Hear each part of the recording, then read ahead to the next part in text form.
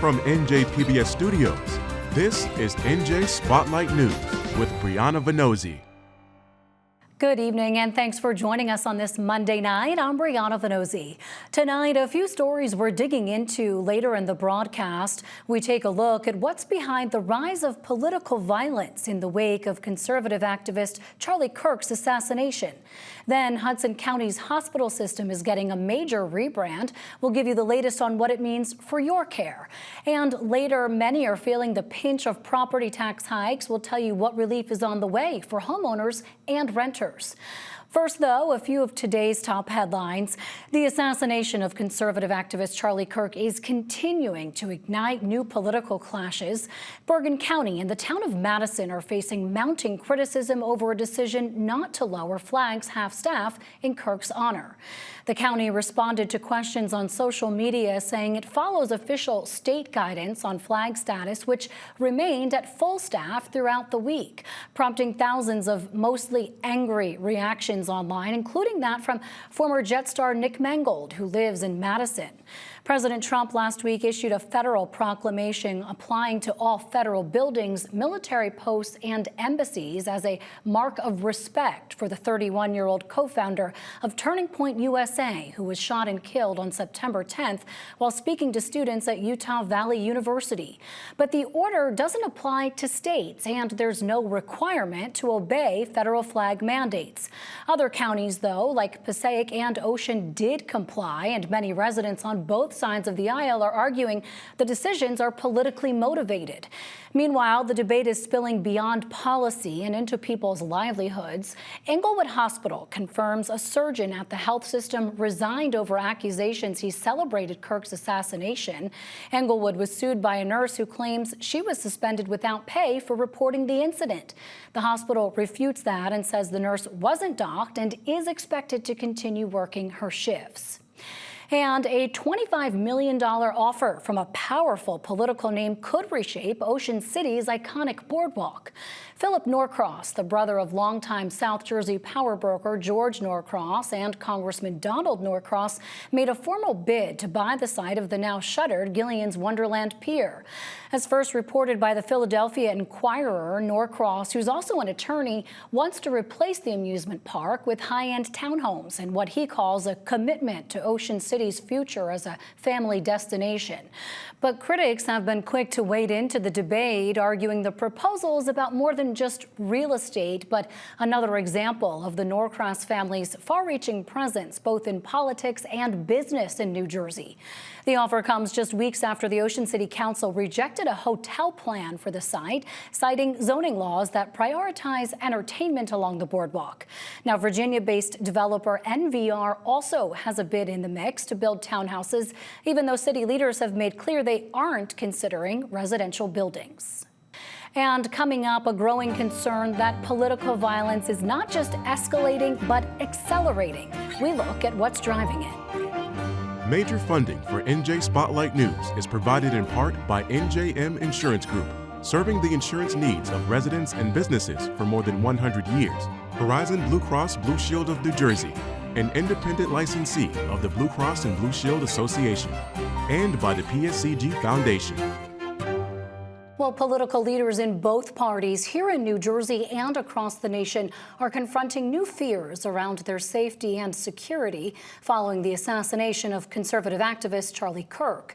Some are canceling public appearances while others beef up police presence to keep them safe, including Democratic gubernatorial candidate Mikey Sherrill this weekend while meeting with voters. But Kirk's assassination follows numerous incidents of political violence, part of what many historians say is America's long, dark history. And former officials warn that attempts to silence political speech in the name of unity may only inflame the divisions the country is already facing. Our senior correspondent, Brenda Flanagan, is with us now to explain. Brenda, it's good to see you. I know you did a deep dive on this. What exactly did you find? Well, Brianna, New Jersey mirrors a nation that's deeply polarized over the murder of Charlie Kirk. As you pointed out, the argument over President Trump's order to lower American flags to half-staff in Kirk's honor. Jersey didn't. Neither did Bergen County. But Ocean and Monmouth counties did. And in Keyport, fans left memorial candles at a street shrine to Kirk. Online, the assassination supercharged an already savage culture war. Social media sleuths doxed people who expressed little sympathy for Kirk's death and urged employers to fire them.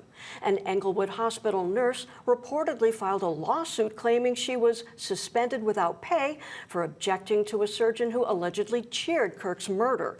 But former New Jersey Attorney General John Farmer believes political censorship only encourages extreme rhetoric.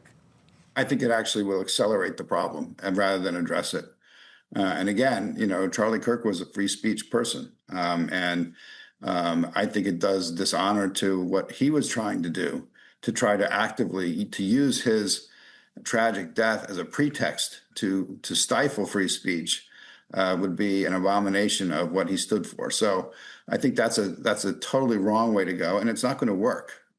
All it's going to do is make it worse.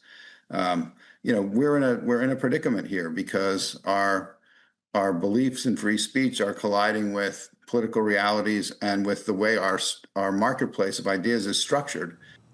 Now, the U.S. State Department has vowed to undertake appropriate action against those deemed to be, quote, praising, rationalizing, or making light of Kirk's death on social media, as furious partisans on both sides pointed fingers and vowed vengeance. Utah Republican Governor Spencer Cox warned of dire consequences for failing to lower the political temperature. We will never be able to solve all the other problems, including the violence problems that people are worried about, if we can't have a clash of ideas safely and securely. Even, especially those ideas with which you disagree. That's why this matters so much. So we're at a flashpoint, but it didn't happen in a vacuum, analysts say. The rising wave of recent political violence includes several recent incidents: the murder of Democratic lawmaker Melissa Hortman and her husband in Minnesota, and 2 attempts on the president's life. Donald Trump called for nonviolence after Kirk's assassination, but he also ratcheted up political tension by casting blame. The radicals on the left are the problem, and they're vicious, and they're horrible, and they're politically savvy. We're really concerned about some of the narrative coming out that this is specifically the entire left is to blame for the attack yesterday. The data and research, not just from ourselves, but from folks across the board, just don't support that. Now, that's Princeton University researcher Shannon Hiller with the Bridging Divides initiative that studies spikes in political violence. We spoke Friday. Hiller says from this past January through July, her team tracked some 300 threat and harassment incidents against local public officials in more than 40 states. They found an almost 10% increase over 2024. And victims told researchers the longer these threats of violence against themselves and their families persist, the less they want to stay in office. Many of them say that it's worse than it's ever been. People who have been serving for years or decades in office say they've never seen it like this. And they tell us in general that they're getting threats and harassment both on really local issues, but sometimes even from their own party. So we have a pretty high level of confidence that this is affecting people at the local level regardless of party, and it's coming from a number of different sources. So what's driving this? American history is replete with assassinations and rebellions. Our war for independence started with the proverbial shot heard around the world. But Kirk's murder was the killing shot seen around the world. And on social media, it's being exploited by both sides, including the president, Farmer says. His first reaction to the shooting, I thought, was very good. But then in a matter of hours, it changed and it became an attack on the left. As I said earlier, it's not like there aren't extremists on the left. Of course there are, but they and the extremists on the right are the product of our culture that has developed in the last 15 years that basically rewards extremism. And until we address that, it's going to be very challenging, I think, for President Trump to sort of grow out of the mold that got him to the White House. Now, Farmer has called social media the newest vehicle for some of the oldest hatreds. Rutgers Eagleton polls surveyed about 1,000 New Jersey residents a year ago when 6 in 10 thought political violence was a major problem in the U.S. But poll director Ashley Koenig says that wasn't the most disturbing number. Like I said, we did see 11% say that they feel they know someone who very well could do that. And we did see a percentage of New Jerseyans, albeit small, who said that they saw it justified to break the law if need be because of something politically related. And this kind of corresponds with national numbers we're seeing. In fact, a national poll just came out, close to, if not right after this tragedy, showing similar numbers that, about 1 in 10 U.S. adults felt that it would be okay to commit a violent act in the name of politics. And so I think it really speaks volumes about where we are in politics today. Now, how do you rein back political violence? One lawmaker wants to classify it as a hate crime under New Jersey law. Republican State Senator Doug Steinhardt's drafting partisan legislation to establish enhanced penalties and mandatory minimum sentences for politically motivated criminal acts like assault, arson, terroristic threats, manslaughter, and murder. If the assault or the arson or in this case, the murder of Charlie Kirk was because of that person's political views. That's what made you react in the way that you did. Then I am proposing that it be treated as what it was, which in my mind then is tantamount to a hate crime. It's punching somebody in the face because they're of a different ethnic descent than you or a different gender than you. Bipartisan legislation, by the way, co-sponsored by Brian Stack. Now, and the senator says, if violence is committed against government employees or elected officials, the bill may presume criminal intent. But Steinhardt, he's also the former Republican state chairman, calls tamping down inflammatory political rhetoric, quote, a complicated calculus. Any way you look at it, the nation seems to be at a turning point, Brianna. It sure does, and he's not wrong there. Brenda Flanagan for us. Brenda, thanks so much. Thank you, Bri. Just a year ago, 3 Hudson County hospitals were on the verge of collapse, buried under millions in debt without a lifeline to save them. Well, today marked a dramatic turnaround with the ribbon cutting of a rebranded system that's now the 4th largest health network in New Jersey. So how did it get there? Senior correspondent Joanna Gagis reports. Today, we're here to celebrate the unveiling and the rebirth of the old Bayonne Hospital as the new HRH Bayonne University Hospital. Healthcare and elected leaders from across Hudson County gathered in Bayonne today to mark a new day for healthcare that some worried would never happen.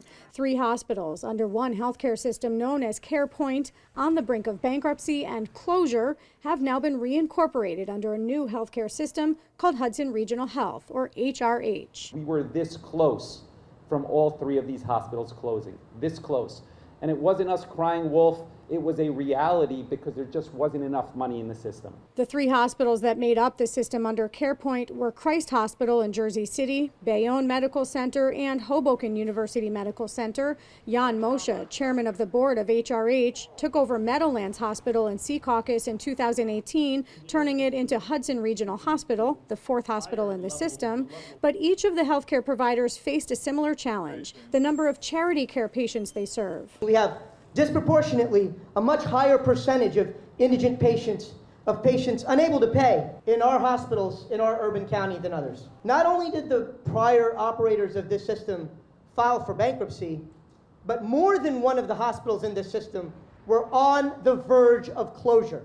And if any one of the hospitals in this system had closed, healthcare in Hudson County collapses. The impetus for the change was Jan Moshe investing tens of millions of his own personal dollars into the system to revitalize it from the ground up, says President and CEO of HRH, Nizar Kafaya. Especially, services that were closed to patients in communities like Bayonne here that are essential, such as the cardiac cath lab, neurointervention, stroke care, and many other areas that were lacking supplies, and therefore they were shut down. And so we started by reopening a lot of those services, making sure there's enough supplies for all the different services stabilizing the working force. And then we started investing in creating new service lines. These hospitals are known for the amount of charity care that they have to take on. Do you see that return on investment, especially if there are cuts to Medicaid that could end up increasing the amount of charity care patients you take on? We all understand what area we serve, right? This is Hudson County, and unfortunately there is a large population of charity care patients, but it's not just charity care patients. There are a lot of undocumented patients.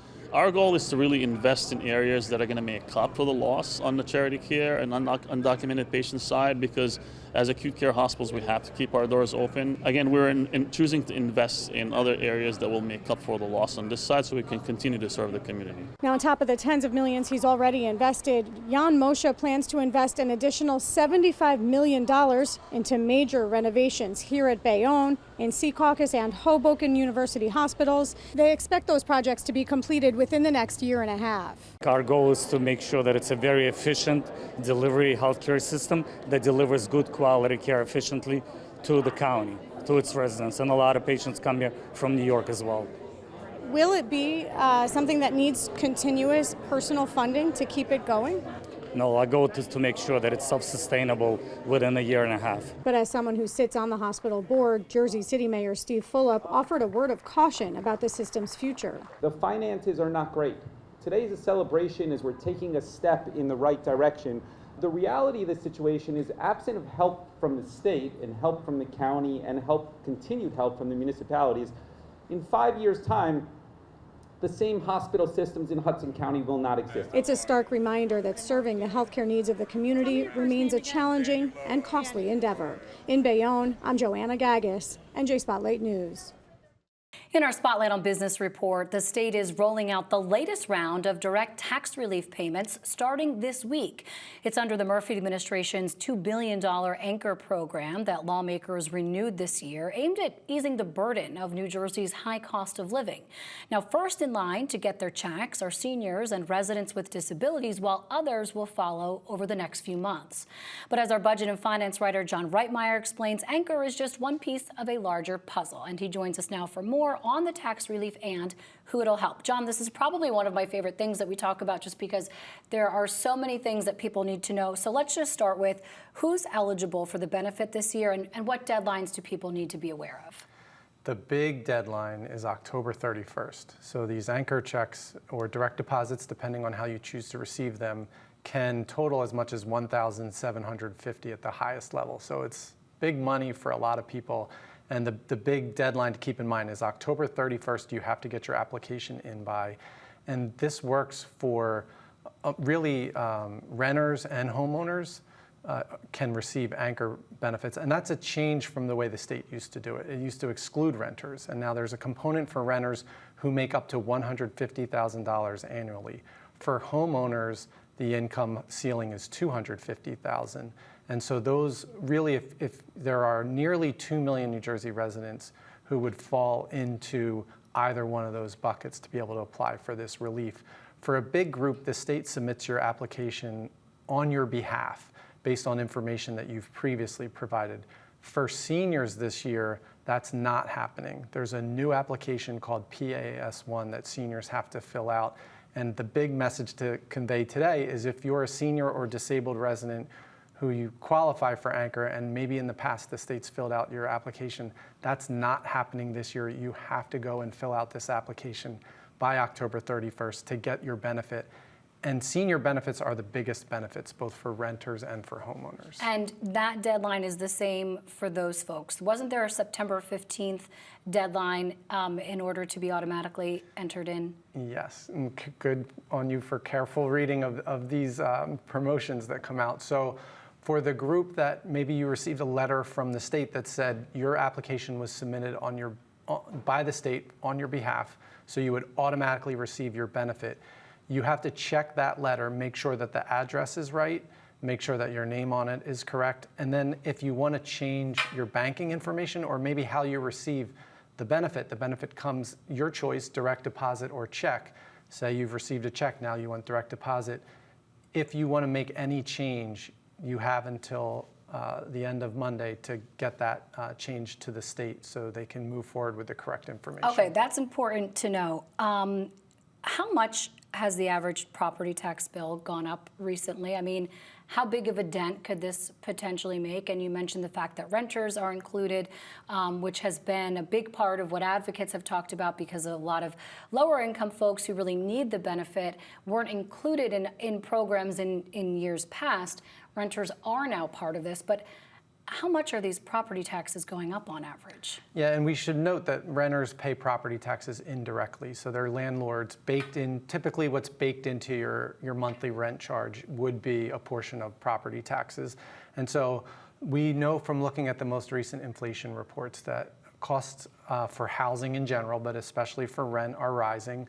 We know from the state data that the average New Jersey property tax bill went up by nearly $300 year over year coming out of 2023 into 2024.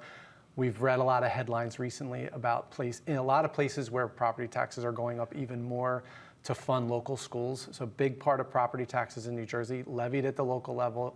They fund schools. The biggest part, actually. Typically on a typical homeowner's property tax bill, the biggest portion goes to local schools, police departments, local road maintenance and snow removal. So these are services a lot of us rely on. They're also costly to provide. The state funds big programs like Anchor to help offset that burden. In this most recent iteration of Anchor, benefits have been held flat, so no change year over year. Even though we see those increases in the average property tax bill, we see the data on renting increases.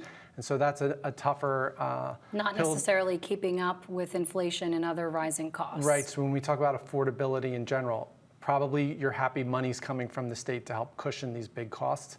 But as that money comes in, the ceiling on those costs is going up even more as the money stays flat. So another crunch for people to manage, although pay attention because you'll be happy to receive this benefit. Oh, for sure. But let's just stay on that for a moment, how sustainable it is, because it's costly. And you also mentioned Senior Freeze, Stay in J, which is a new program, which of course we don't have time to get into all of that, but it costs a lot of money. We have an election in November, a new administration will be coming in. What's the long term here as far as we know? So the state spends more than $4 billion annually now on these types of direct property tax relief programs, Anchor being the most expensive of the big ones. The state is running at what they call a structural gap, so spending more than state government takes in annually from taxes. At some point, it's going to give because they've been spending down surplus in recent years to basically bridge the gap. Will we get to a point where these programs, where they have to make hard decisions and things like these programs get looked at closer if revenues don't catch up to the spending ambitions of our state policymakers? That's something that we've been looking at in revenue reports and the budget in general. And we'll have to see how this year plays out to see how quickly those hard decisions, which right now are on the horizon, get into the forefront. All right, you can read John's full story on this, as well as where people can go if they need help or have questions about filing. All of those links are in your piece on our website with all of your other great budget reporting, njspotlightnews.org. John, thanks as always. You're welcome. Support for the Business Report is provided by the Newark Alliance presents the 2025 Halsey Fest, featuring the vibrancy of Newark's Arts and Education District and Halsey Street. Halsey, a neighborhood built on hustle and heart. The 2025 Halsey Fest schedule is available at halseynwk.com. Finally tonight, after more than a decade, minor league hockey is making a comeback in New Jersey. It's about time, with a new professional team getting ready to once again call the Cure Arena in Trenton home, and fans can help name it. The team is part of the ECHL, that's the baseball equivalent of AA, and it's moving from Utah to start the season here in October 2026, featuring players hoping to eventually reach the NHL. Now they're asking hockey fans to submit names online that reflect what makes Trenton and the surrounding towns so unique. For a refresher, the last team to play here was the Trenton Titans. They ended back in 2013. One lucky person whose name is chosen will win a pair of season season tickets to the team's inaugural season. Mercer County officials say 36 home games are planned with the expectation that it'll draw hundreds of thousands of fans. It's all part of a larger effort to continue revitalizing the downtown and entertainment district and, of course, ramp up a little hometown pride. That's going to do it for us tonight. But a reminder, you can download our podcast wherever you listen and watch us anytime by subscribing to the NJ Spotlight News YouTube channel. Plus, you can follow us on Instagram and Blue Sky to stay up to date on all the state's big headlines. And with Election Day just around the corner, check out our annual voter guide to get up to speed on the candidates and races on the ballot this year. Just head to the NJ Decides 2025 tab on our homepage. I'm Brianna Vannozzi for the entire team at NJ Spotlight News. Thanks for being with us. Have a great night. We'll see you right back here tomorrow. New Jersey Education Association, making public schools great for every child. RWJ Barnabas Health, let's be healthy together. And Orston, committed to delivering clean, reliable, American-made energy. NJM Insurance Group has been serving New Jersey businesses for over a century. As part of the Garden State, we help companies keep their vehicles on the road, employees on the job, and projects on track. Working to protect employees from illness and injury, to keep goods and services moving across the state. We're proud to be part of New Jersey. NJM, we've got New Jersey covered.